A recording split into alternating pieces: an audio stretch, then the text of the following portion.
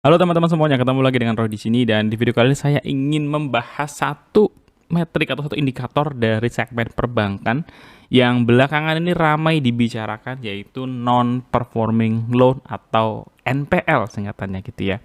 Semengerikan apa sih NPL ini gitu ya, dan ketika disangkut pautkan dengan pinjol dan lain sebagainya, daya beli masyarakat yang melemah, mungkin cakupannya jadi terlalu luas. Jadi dalam video kali ini saya coba ngajak teman-teman untuk melihat NPL itu sendiri seperti apa, dan nanti ada studi kasus yang saya pakai adalah Bank BRI. Ini bisa diaplikasikan kepada emiten-emiten yang lain. Disclaimer on, sifatnya investment research, tidak ada ajakan jual beli dan tidak ada niat saya untuk menjatuhkan stakeholders tertentu.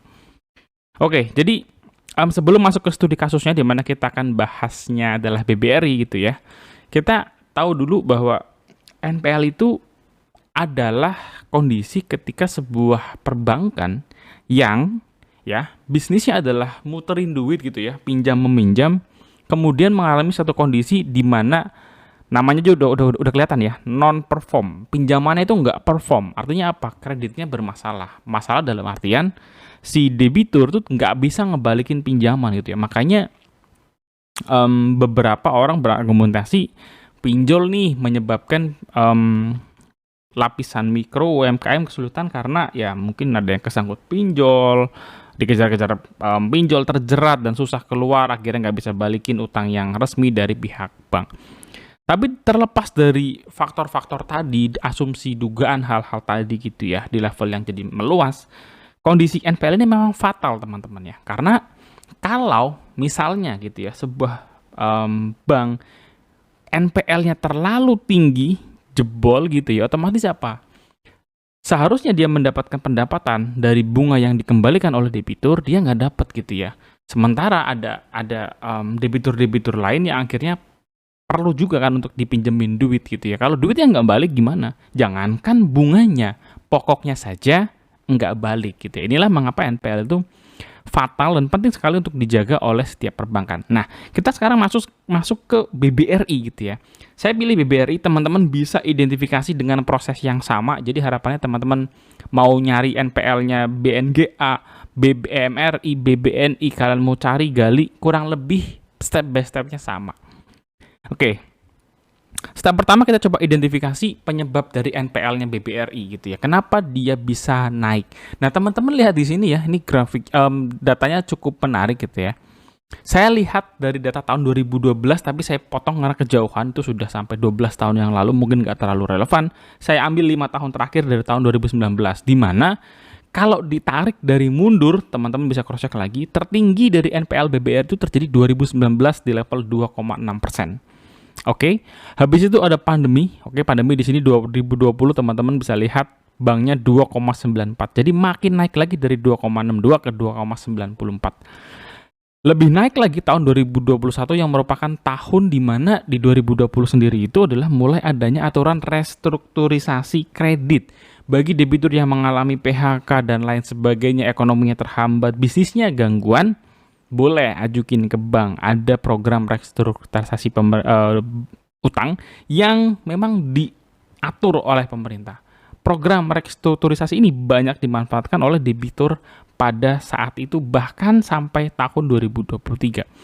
Dan kalau teman-teman melihat setelah 2021 itu peak, 2022 kembali seolah-olah turun gitu ya. Padahal 2022 aturan restrukturisasi kredit itu masih ada gitu ya, sehingga apa? Sehingga debitur bisa ngajuin itu kepada pihak perbankan. Moving forward 2023 BRI 3,12 dan di 2024 ini mereka kembali mengalami kenaikan NPL menjadi per kuartal 1 menjadi 3,11.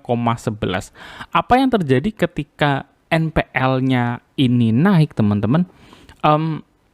Kita bisa melihat di sini gitu ya, bahwa di 2020 ketika pandemi terjadi, perlahan-lahan BBRI meningkatkan NPL coverage-nya. Yang semulanya dari 154% melonjak tuh di 2020, mereka sudah mulai aware bahwa banyak sekali kemungkinan restrukturisasi kredit, mereka naikin coverage untuk bisa mengcover tadi pinjaman-pinjaman yang tidak perform tersebut gitu ya. Sampai di puncaknya di 2022 sempat di 305,7%. Apa yang terjadi ketika perbankan menaikkan NPL coverage-nya gitu ya, otomatis dari mana NPL coverage ini bisa di-cover, bisa dapat dananya untuk bisa, misalkan amit-amit di write off gitu ya, harus diputihkan gitu ya. Datangnya dari laba sebenarnya. Jadi ketika cadangannya naik, itu sebenarnya diambil adalah dari laba. Ketika CKPN atau cadangan kerugiannya dinaikkan, ya otomatis kinerjanya yang sebenarnya bagus ketutup. Sebenarnya case ini kalau teman-teman perhatikan ini mirip dengan case-nya BTPS gitu ya. Secara kinerja bagus, penyalurannya bagus, tapi dibuang lagi dananya, bukan dibuang ya, disimpan lagi dananya untuk dialihkan gitu ya. Dialihkan dananya ke CKPN sehingga memang terjadi kenaikan pendapatan bunga, memang terjadi kenaikan kredit, khususnya dalam ini BBRI, penyaluran kreditnya naik 11%, tetapi quarter on quarternya minus 15% dan year on year-nya memang masih naik tipis 2,5%, padahal penyaluran kreditnya naik tinggi loh, naik double digit. Jadi terjadi karena tadi CKPN-nya dinaikkan sampai naik 69% gitu ya, dan sekarang di level 12 triliunan. Nah, di sisi yang lain dari gambar yang sebelah kiri ini ada dua gitu ya, ada dua gambar. Ini coverage-nya yang coba dinaikkan gitu ya. Tapi di gambar yang di garis yang abu-abu ini adalah loan at risk atau pinjaman yang dikategorikan berisiko gitu ya. Nah, sebenarnya meskipun grafik dari LAR coverage-nya itu meningkat gitu ya sampai 52%, tapi secara loan at risk-nya itu mengecil gitu ya sampai 12,7%. Menurut saya ini indikasi yang sebenarnya cukup baik. Kenapa? Karena kalau dilihat dari outstanding restrukturisasi kredit ini gitu ya, COVID-19, itu teman-teman bisa melihat ya, pinjamannya itu semakin menurun ya, semakin menurun. Persen dari total loan-nya itu makin kecil, jadi 3,5%. Artinya apa? Sebenarnya kredit yang bermasalah dari zaman post-COVID ini, 2021 gitu ya, terus COVID sampai sekarang ini, itu sudah mulai mengecil. Write off yang dilakukan oleh emiten-emiten perbankan lain, mungkin BTPS, mungkin BMRI, dalam hal ini mungkin BBRI, itu semakin mengecil. Silakan teman-teman bisa dicek ya, di kondisi bank lain apakah sama kondisinya atau enggak. Karena dalam video kali ini study case-nya adalah BBRI. Jadi kalau ditanya sampai kapan kira-kira BBRI harus menanggung derita dalam tanda kutip restrukturisasi kredit dan potensi terjadinya peningkatan CKPN yang mengambil dari laba-laba kinerja BBRI, ya menurut saya sih kelihatannya sudah semakin dekat gitu ya untuk capai endingnya. Tentu ada catatan, kita berharap bahwa kredit-kredit baru yang diberikan oleh BBRI itu tidak mengalami kondisi seperti ini, artinya kreditnya nggak ada yang macet-macet lagi. Kalau itu terjadi lagi, yang gulung terus gitu ya. Harapannya kalau yang kredit dari zaman COVID ini selesai, mungkin katakanlah di dalam tahun ini, otomatis di tahun 2025 sudah tidak ada lagi kebutuhan untuk CKPN yang besar gitu ya. Sekarang kita coba cek dari segmennya tadi gitu ya. BRI itu kan adalah bank yang ya menjangkau sampai ke pelosok-pelosok dan banyak bermain di segmen mikro gitu sampai segmen small. Nah, kalau lihat teman-teman di persentase ininya, ini kita kelihatan ya. Segmen terbesarnya adalah segmen small ya. Nomor 2-nya adalah mikro. Ini yang warnanya biru muda, yang biru tengah-tengah ini segmen consumer. Ini adalah 3 gabungan yang paling memberikan outstanding di NPL-nya BBRI. Dengan kondisi ini teman-teman, maka tadi ya disangkut pautkan dengan kondisi di lapisan UMKM menengah ke bawah bahwa banyak yang terjerat dengan pinjol dan lain-lain. Story-nya kelihatannya pas dan akhirnya mirip, momennya juga sama. Apakah memang itu yang terjadi sebenarnya? Saya nggak bisa tahu pasti gitu ya, karena ya lagi-lagi menurut saya ini hanya sebatas dugaan gitu ya. Kalaupun ada ya mungkin ada, pas lagi ada ketemu case-nya, tapi jumlah aktual tentu saja kita nggak tahu gitu ya. Kalau mungkin BBRI ada risetnya, bagus tuh kalau risetnya bisa dipublish. Jadi 3 kelompok ini, small consumer mikro, itu adalah suspek saya teman-teman. Level kredit yang belum memiliki agunan tambahan gitu ya. Kalau belum memiliki agunan tambahan, artinya apa? Kalau kreditnya macet ya wassalam, bubar gitu ya, bener-bener di write off. Nggak bisa namanya direcover lagi. Kenapa? Yang bisa direcover, yang memperbaiki NPL BBRI, mereka jual asetnya lewat lelang, adalah segmen yang bukan ketiga ini, ya tebakan saya, yaitu segmen medium dan corporate, di mana mereka ada agunan, ya ada agunan. Semoga sih yang small ini sudah ada agunan gitu ya, sudah ada agunan sehingga masih bisa dilelang dan akhirnya bisa meningkatkan recovery. Di sini kalau kita lihat recovery rate-nya kelihatannya turun gitu ya dari 2023 satu kuartal di 2024 penurunan recovery rate. Mungkin saja segmen dari small ini belum banyak yang masuk agunannya gitu ya. Kelihatannya momennya pas aja gitu ya untuk disangkut pautin, tapi balik lagi karena tidak ada aktual reportnya, aktual research-nya gitu ya, kita jadi sulit untuk menganggap ini sebagai sebuah kebenaran. Asumsi mungkin pro didukung oleh oleh beberapa data, let's say gitu ya. Tapi dengan jumlahnya yang cukup besar dari pinjaman-pinjaman yang masuk ke perbankan, ya idealnya kalau memang ini jadi isu yang major, bank bisa sih tim risk operation itu melakukan sebuah identifikasi dan memastikan apakah memang kondisi-kondisinya ini real ditemukan di bawah dalam jumlah yang besar atau tidak. Tanpa itu kita sulit menjustifikasi relevansinya antara pinjol yang makin marak dengan kredit macet ya di perbankan. Lalu kedua yang cukup positif adalah berhentinya restrukturisasi kredit per 31 Maret 2024. Artinya bank memaksa gitu ya kepada para debiturnya untuk stick dengan skema yang sudah dijalankan. Jangan tiba-tiba datang lagi minta restrukturisasi kredit. Kenapa? Karena kalau selama masih ada restrukturisasi kredit, maka nasabah bisa aja dia datang dengan berbagai alasan minta restrukturisasi. Apalagi peraturannya masih ada. Dengan ini ditutup, diputus gitu ya. Mau nggak mau UMKM harus apa? Follow the rules. Bayar ya bayar. Takutnya apa? Mungkin ada beberapa orang yang quote-unquote coba untuk ngakalin, dalam artian apa? Jangan bayar dulu deh, dikurangin dulu deh, diputerin duitnya, ngembangin usaha dan lain-lain. Nggak ada yang salah dalam hal ini. Tapi implikasinya pada industri perbankan. Dengan lebih strict seperti ini, ya harapannya semua orang, semua debitur bisa mematuhi aturan yang sama yang sudah disepakati. Tetapi daripada dua hal ini, yang menurut saya jadi tambahan concern buat saya adalah para pemangku kebijakan nih. Contohnya apa? Contohnya adalah keinginan presiden, pemerintah untuk mempermudah penyaluran kredit ke UMKM. Kalau kreditnya mau dipermudah gimana lagi gitu ya. Setahu saya mau minjam di BRI itu udah cukup mudah. Usahanya ada, di survei dapat gitu ya. Apalagi sudah ada Pegadaian atau Almogadi atau ada PNM yang lebih mikro lagi.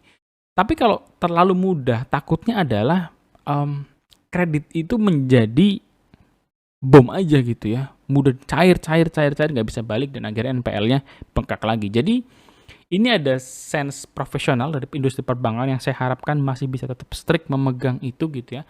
Tapi juga ya namanya juga pemerintah gitu ya, punya kepentingan untuk menaikin ekonomi, daya beli masyarakat, menggerakkan ekonomi dan lain-lain. Ya itu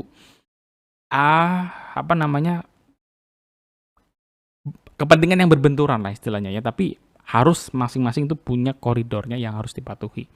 Lucunya lagi adalah beberapa belakangan ini muncul berita yang aneh juga gitu ya. Korban judi online dapat bansos gitu. Ceritanya gimana nih? Korban judi dapat bansos gitu. Kalau kayak gini nanti orang bisa salah tangkap gitu ya. Meski mau ada klarifikasi dan lain, tapi menurut janganlah ngelempar isu-isu sentimen-sentimen yang membingungkan gitu ya. Klarifikasi judi online dapat bansos. Takutnya apa? Minjamnya lagi nanti ke BRI, ke bank-bank, macet lagi. Berharap dapat bansos lagi. Ya, nanti muter-muter lingkaran setan. Jadi catatan akhir saya teman-teman, pertama NPL itu adalah indikasi kelancaran bisnis perbankan gitu ya. Banyak sekarang ini sistem model pembiayaan yang tersiksa, tragis, nggak bisa survive, misalnya apa? Peer-to-peer lending, legal pinjol, survive-nya itu sulit. Kenapa? Ya tadi, pinjamannya pada macet gitu ya. Gimana mau mereka survive kalau pinjaman dari bawahnya macet?